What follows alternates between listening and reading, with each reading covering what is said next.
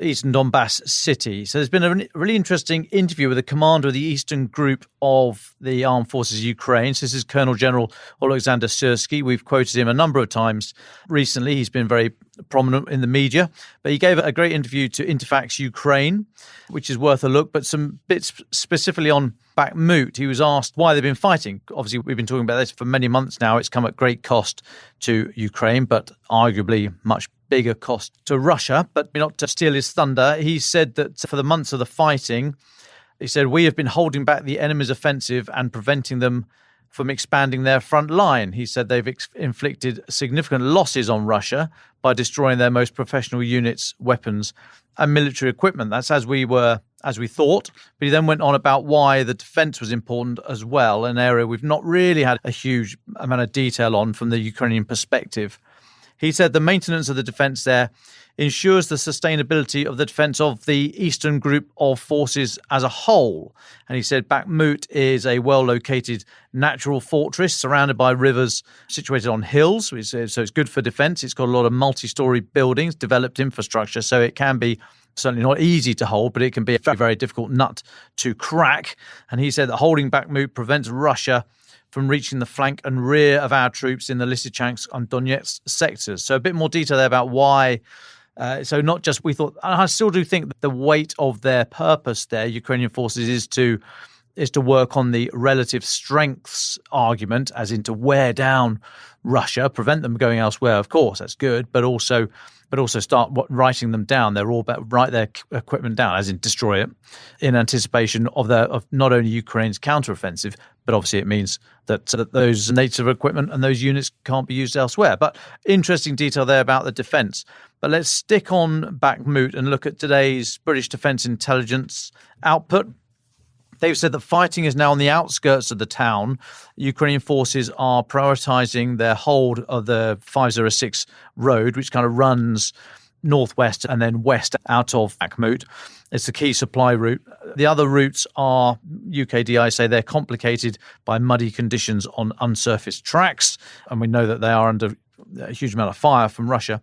The MOD go on, a key development over the last week has been fighting on the outskirts of the town, especially near the village of Kromove, as Ukraine seeks to maintain control of the 506. And Ukraine's other resupply routes, there we go, are covered by fire and not easily passable.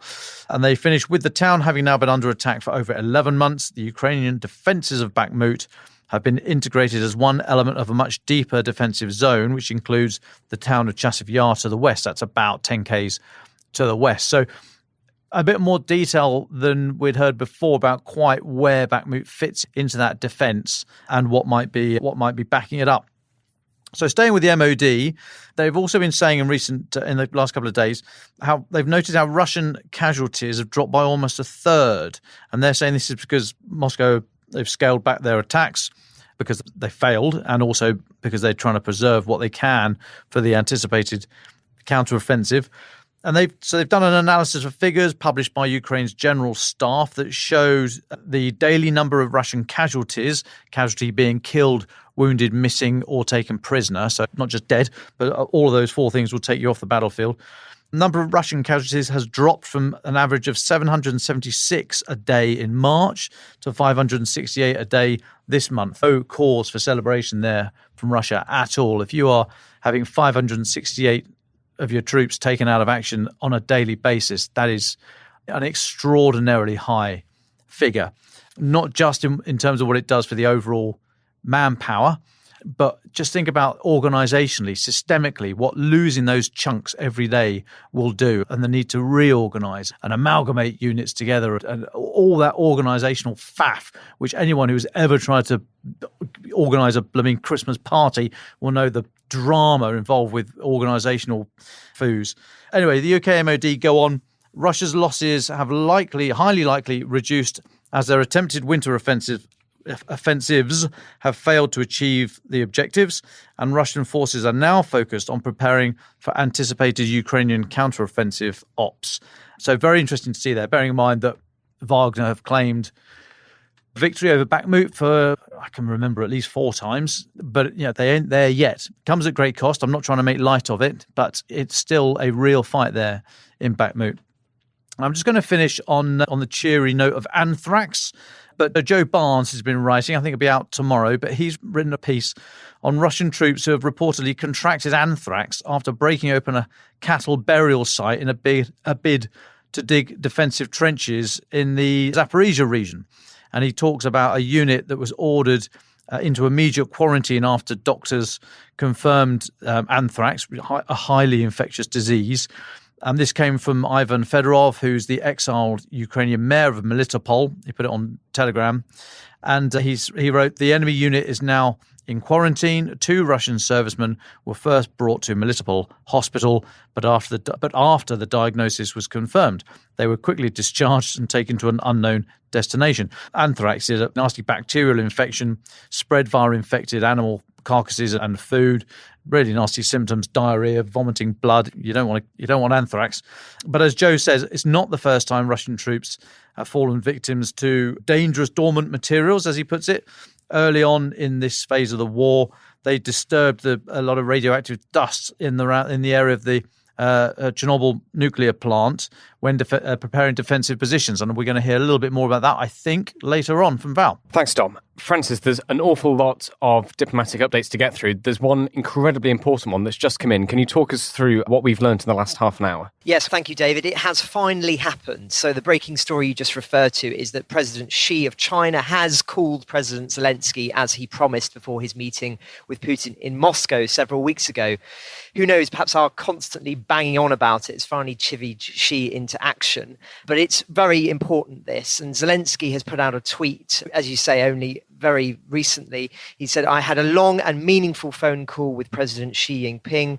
I believe that this call, as well as the appointment of Ukraine's ambassador to China, will give a powerful impetus to the development of our bilateral relations.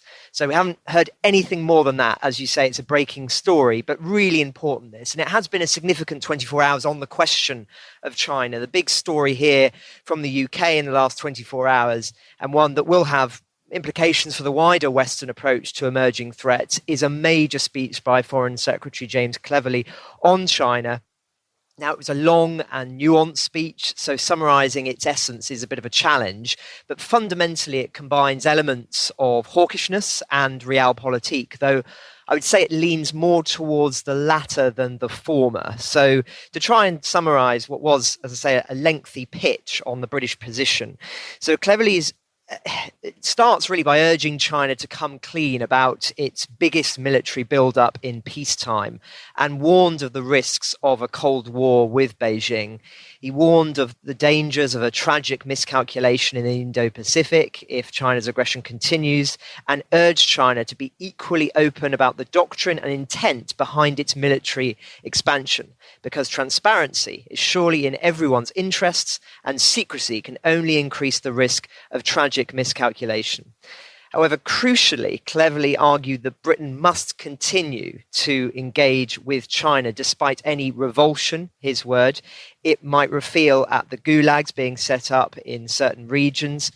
And he really articulates in detail why he believes this. So he said, it would be clear and easy, perhaps even satisfying, for me to declare a new Cold War and to say that our goal is to isolate China. Clear, easy, satisfying, and wrong. Because it would be a betrayal of our national interest and a willful misunderstanding of the modern world. And in terms of setting out the importance of the engagement with China, he says that no significant global problem, from climate change to pandemic prevention, from economic stability to nuclear proliferation, can be solved without China. To give up on China would be to give up on addressing humanity's biggest problems. A lot to unpack here. He did acknowledge that the rise of China as the premier economic power wasn't inevitable. I thought that was interesting, citing its declining and aging population. And he also cited specific examples of where engagement with China has helped Western interests. And I'll quote in full, British position as a founding member of the Asian Infrastructure Investment Bank has allowed us to influence China's approach towards this new institution, preventing it from becoming a politicized extension of the Belt and Road Initiative. China is the biggest shareholder of the bank, is headquartered in Beijing, and yet within a week of Russia's full-scale invasion of Ukraine, it froze every single project in Russia. Again, trying to emphasize that by engaging with China, He believes that there can be influence on the Chinese foreign policy position. Of course, similar arguments were made with regard to Russia prior to the invasion of Ukraine. But of course, China is a very different beast. That has to be acknowledged to Russia. It is a hugely important global economic powerhouse as well as an expanding military one. But I do think it's important to underline here that this is being greeted by consternation amongst some quarters. We published a piece from Matthew Henderson last night, and it's in the paper today, an associate fellow at the Council on Geostrategy.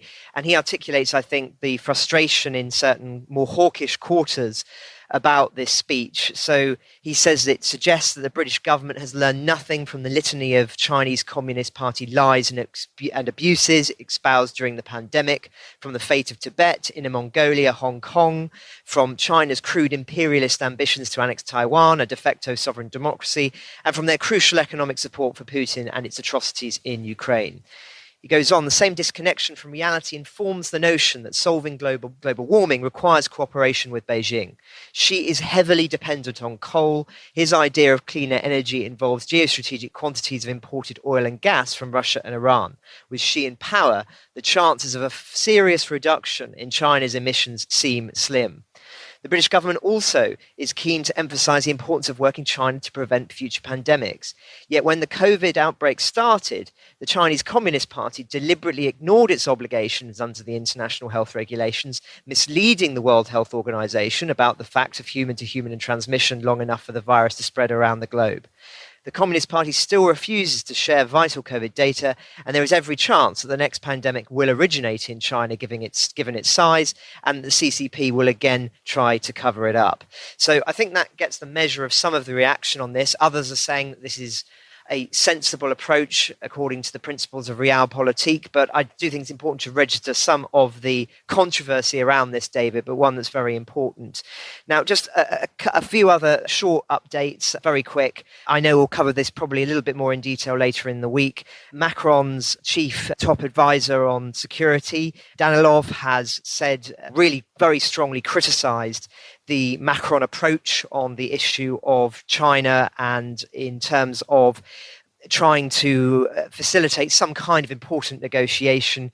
He said that Macron must be permitted to give away Bordeaux if he wants to negotiate on Ukraine's behalf, realizing that this idea of Ukraine being forced to give away Crimea would mean that other countries should be forced or were willing to give away some of their territory, just to trying to underline the fundamental nature of Crimea in all of this. No great surprises, but it does underline, I think, that those of a more realist position are really asking Ukraine to consider something which is really egregious to them. And I think that point can only be drilled home because it's not being made enough, I don't think, in mainstream media and understanding of Crimea. Just last couple of updates. 10 Norwegian diplomats have been expelled from an embassy in Moscow, been demanded to leave the country, according to Norway's foreign minister.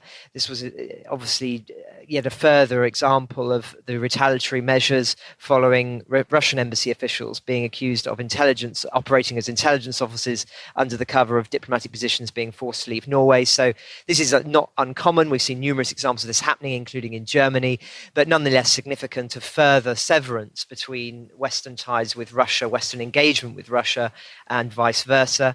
And just lastly, I mentioned Zelensky's breaking remarks earlier about the conversations with President Xi. Also recognized and given some remarks about the significant anniversary of Chernobyl today. So he says that the world must give no chance to the terrorist state, of course being Russia, to use nuclear power facilities to blackmail Ukraine and the entire world. He's writing on Telegram, he said, 37 years ago, the Chernobyl accident left a huge scar on the whole world. The radiation leak turned a once cozy and developed area, in Ukraine, of course, important to emphasize, into an exclusion zone. Today, the 30-kilometer zone around the nuclear power plant remains a dangerous place with a high concentration of radiation. Last year, the occupier not only seized the power plant, but also endangered the entire world again. It's been more than a year after liberation already. Scientific and security enterprises in the Chernobyl zone have already returned to normal operation. Ukraine and the world have paid a high price for the liquidation of the consequences of the disaster, which continues to this day. We must do everything to give no chance to Russia to use nuclear power facilities to blackmail Ukraine and the world. Now, we've talked a lot about Zaporizhia in the past, and things have stabilized there, but this does, I think, just underline a point which is integral to Ukraine, which is appealing to the danger of Putin having control of power plants like Zaporizhia and the bargaining chip that it seems to give him. But that's the lay of the land, David, in the diplomatic space. There are a few others that I'd like to do at the end, but those are the biggies. Thank you very much, Francis. In 1986, the number 4 RBMK reactor at the nuclear power plant in Chernobyl exploded. The resulting disaster spread radiation across Europe, displaced hundreds of thousands of people, and proved catastrophic for the standing of the Soviet authorities in Moscow. Today is the 37th anniversary of the catastrophe, and it's great to welcome back to the podcast Val Waszczewska. Val, thank you so much for joining us. We wanted to bring you on and talk to you a little bit just about your life growing up in Ukraine, and just to get a sense from you of how Chernobyl was seen and understood by people growing up in the 90s. Where would you like to start? Thank you so much, first of all, for having me back with you. It's great to be able to speak again with your audience and with all of you as well here. Just in terms of Chernobyl, I think every single Ukrainian will have memories about some sort of family story connected with Chernobyl, where their families were, what happened. And I think most of these stories highlight just how much Moscow made an effort to not tell people what was happening in the first couple of days of the disaster. So I'm too young, basically, to have memories about what happened on the 26th of April and in the weeks following that myself. But I actually, before coming onto the podcast, spoke to my father, who at the time, 1986, was working at a factory actually that produced rubber. It was one of the biggest factories that produced latex and things like that in Kiev. And they were actually involved in trying to create some sort of a cover for the reactor, because obviously a lot of the radioactive, I don't know what it's called, but some of the radioactive particles were being out of the reactor. So they were early on aware of what was going on. But he said, even though they were a little bit more aware, they still were not aware about what was happening in Chernobyl all the way until potentially 5-6 days after the actual tragedy happened. So he remembers that on the 1st of May, so that's in still a few days basically from when everything happened, he remembers going to the big demonstrations on Khreshchatyk, the central street in Kiev. 1st of May is, I think, International Workers' Day, and it was a massive deal for the Soviet Union. And he remembers all of the workers from his factory, from other places, walking down the street, parading, celebrating International Workers' Day. And essentially he remembers, and this was, I don't know, he told me today and I just couldn't believe it, but he was walking with a friend of his, and his friend had 2 small kids with him. And the kids all of a sudden got, both of them, 2 kids got a nosebleed as they were walking down. And they didn't quite know what was happening. But he also said that he remembers that usually they just march down quietly down the central street, like at their own pace. But on the 1st of May, for some reason, the organizers started telling the crowds to start moving faster. And my dad just has this memory on the 1st of May, there being this massive panic during this march down the central street where people just started not walking as they usually did, but running. And after the 1st of May, actually, the massive panic in Kiev and all around the area that's close to Chernobyl just kicked off with officials' cars in Boryspil airport. Clearly, people were trying to escape and fly away. And he just remembers as that was like the first kind of time that it really kicked off and people started panicking. That's how I, from childhood, remember as well. My cousin was born in 1986, so exactly the year of when the disaster happened. And I just remember family members telling me stories how they had to evacuate him to Kherson and how much of a kind of massive deal it was, because he was like a couple of months old and they just tried to get him as further away as it was possible. So basically every single Ukrainian found out about and knew about what was happening in Chernobyl and what happened in Chernobyl through personal stories, because our families were all, especially those from Kiev, those from the areas around, were all personally affected by this in the immediate kind of couple of days after everything happened. Yeah, that's where I'd start from, David. That's an astonishing family story. Thank you very much, Val, for sharing it. Could I ask you to talk a little bit more about the impact of the disaster on the Soviet state? You said early on in the disaster, the state for many weeks wasn't communicating what was happening, and people did not know, and they did things which they should not have been doing. And then come the evacuations. Is it the first bit of the sort of dominoes which is falling of the authority of the Soviet state with the disaster and the fallout to the disaster? Yeah, absolutely. And we will need to verify these numbers from me because this is just at the top of my head. But this was, as you say, one of the kind of big dominoes that when it fell, people were like, okay, we do not trust this government if they're not telling us things that are so crucial for our well-being. And then a couple of years later, what was it, referendum 1991, when Ukraine voted on independence, and 90+% of people said, we're out and we don't want to be controlled by Moscow. Moscow cheated us, essentially. And I think also, I was thinking about this before coming here, but you know how Ukrainians, for a very long time, which we try to explain to the world, that we have this sense of injustice within us that is really hard to explain.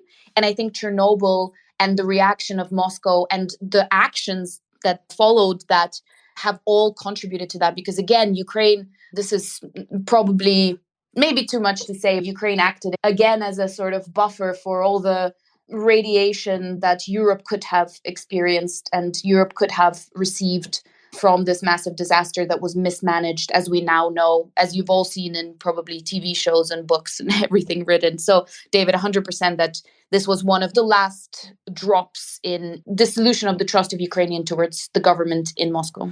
Val, when you were growing up, you talked about in families, people have family stories. Was it represented much in the media? Is there a lot of media, books, TVs, films, film series about the disaster? Or do people, maybe we have seen the Chernobyl drama series that came out a few years ago. I think it's really excellent. That's obviously English language speaking, but how is it represented in Ukrainian media?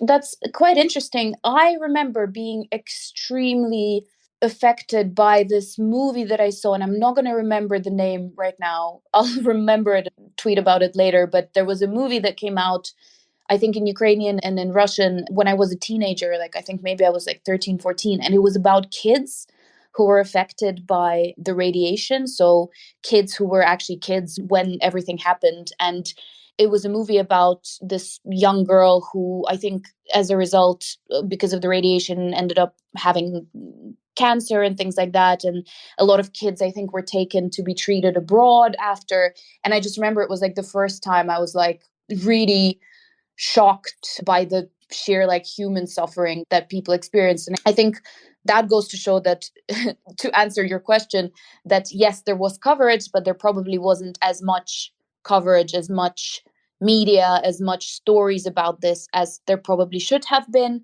because we were still trying to fight back against, you obviously know, the whole Russia still trying to control us. And it's quite embarrassing, I guess, for Moscow to admit that they messed up so unbelievably and had an impact on people's lives for generations to come.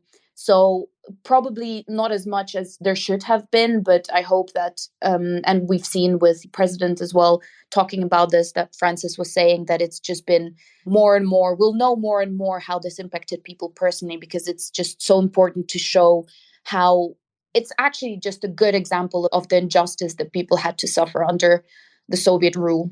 What did it feel like, given your family history and your family stories, to see Russian troops moving through the Chernobyl region at the beginning of the full-scale invasion and occupying it for a while last year? What did you think of when you saw those images?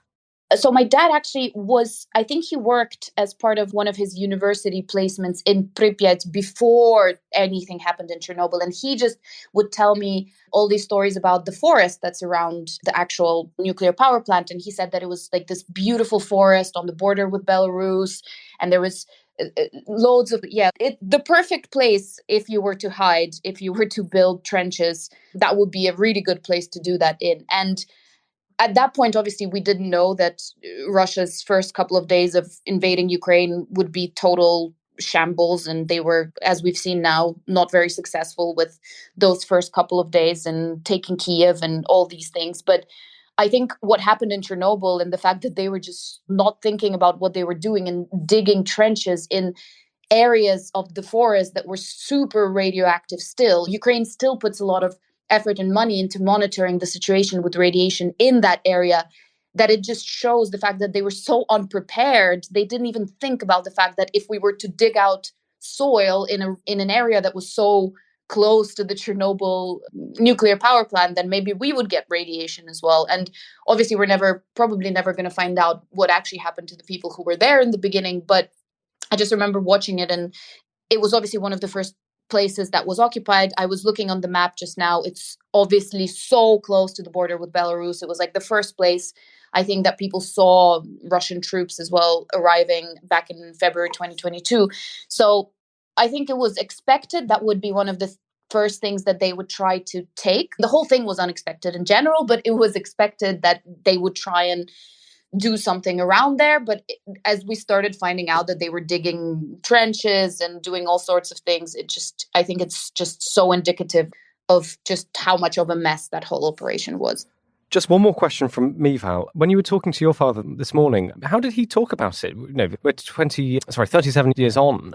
When he looks back, what did you get a sense of? I mean, did he feel proud about what he did? Does he remember it as this awful thing that he was very happy to escape from? What did you sense about his telling of the story? Realize that, and this is a message to everyone, ask your family members more about the stories from their lives, because there's so much in them that you forget about and don't realize, that I think it's just so important to keep asking. But I think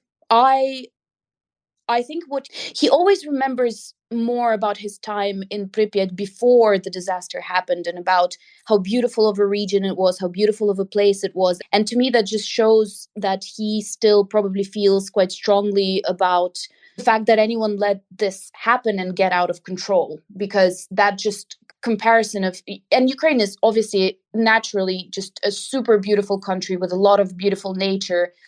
And I think he probably feels Moscow has a big part to play in what happened there and in the actions as well. And I think, again, to be completely honest, he was the first one today in the morning who was like, and that was not the first, but the big thing that made Ukrainians really push back away from Moscow, basically trusting Moscow to control, to take care in inverted commas of their lives. And I just think we forget about this, but just thinking of Chernobyl disaster in the context of just in general, the way that the Soviet Union disregarded people's lives and cared about their kind of standing more than anything is super important. Thanks so much, Val. Dom or Francis, do you have any questions? Yeah, sure. Thanks. I'm laughing. Sorry, Val. Hi, it's great to have you here again.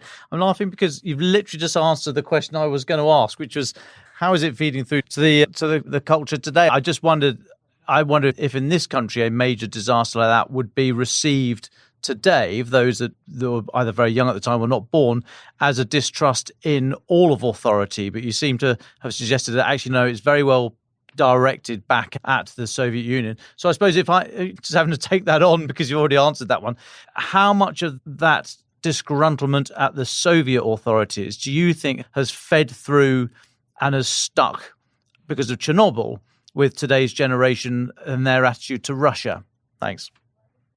Yeah, of course. Simple answer is, I think it has had a major effect on the way that people today as well, their relationship today with Russia and Moscow and the Kremlin and things like that. The other thing to say is obviously that for a lot of Ukrainians, Soviet Union is sort of synonymous with Moscow regime and Russia, even up until today. I think, so the one thing that I shared earlier from that my dad said, I didn't know this, but he shared it with me today, and I was like, oh, that's pretty crazy. But the fact that people were seeing, there was news from people that all these government officials that were in Kiev at the time were basically driving in their fancy cars to the airport to get out of Kiev before anyone was able to do that. And I think those kind of really personal things that people started feeling, like that injustice became much more personal than it was before, I think really had an impact and carried through until today. And the other thing is, it's personal stories that make us really understand the relationship that Moscow had with, I don't want to call us the peripheries, the countries that were further away from it, and the reaction that the Kremlin, I'm even using the different words, but the Soviet center in Moscow had to how they managed this. I think we all know that that was a terrible disaster and really showed that human lives were not what they really cared about. And also sending people out onto the central street a couple of days after it happened to go on a march to celebrate workers' rights is just insane. Thanks, Val. This is so interesting. I hadn't quite appreciated the domino effect that you described there. I think just contextualizing the disaster a bit for listeners, I've just been looking up in my notes, and extraordinary. I mean, only 5% of the reactor's radioactive materials were released, but only that 5% equated to 400 times more radiation than the atomic bomb dropped on Hiroshima. It just speaks to the huge scale of this disaster, and with only 5% leaked. So I just wanted to mention that. But it got me thinking what you were saying there. It reminded me something of the historian Niall Ferguson pointed out, which is that in a surveillance state, everyone gets used to lying. But when everyone lies, you get disasters like Chernobyl. It's sort of systematic lying and how that filters through and corrodes totalitarian systems. And that obviously should be a positive if we're looking at the war more broadly, is that we've said this many times, but autocracies look very strong. And that's the facade they put out. But they're often creaking underneath, and it doesn't take much to kick the door in and the whole thing comes crumbling down. So I think that's a sort of positive here. And I suppose what I was going to ask, Val, is what other instances are there, if Chernobyl was one of the big dominoes, to use your term, what others are there that really got us to the point that the Soviet Union was brought down, and also the anger generally towards Russia, perhaps either before Chernobyl or immediately afterwards? I'm just interested in other historical examples that people point to in Ukraine as why the Soviet Union was bad and why the Russian state is not someone you want to be dealing with.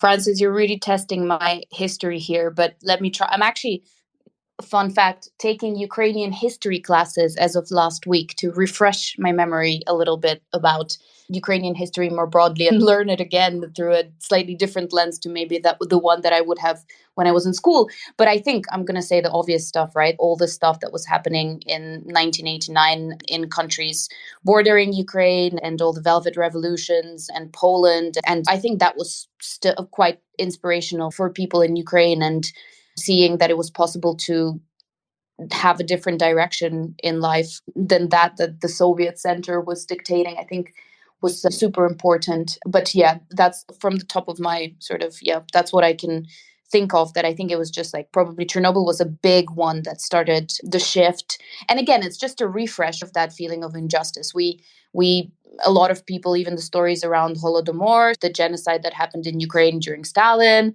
were passed down through generations, and all the repression and all the killing of the dissidents and all this stuff in Ukraine.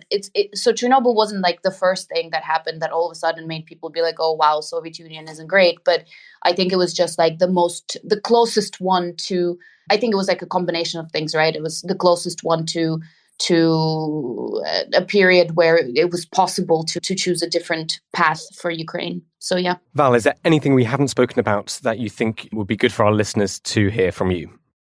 I think just reinforcing the quotes that Francis mentioned earlier from Zelensky, that it's just really important to not let Russia use their kind of occupation of Zaporizhzhia nuclear power plant and others to really blackmail the world, because the world still remembers that Chernobyl was a massive disaster. Ukraine still remembers. It's like transgenerational trauma that just passes down, that makes us really aware of the potential consequences of what they can do there.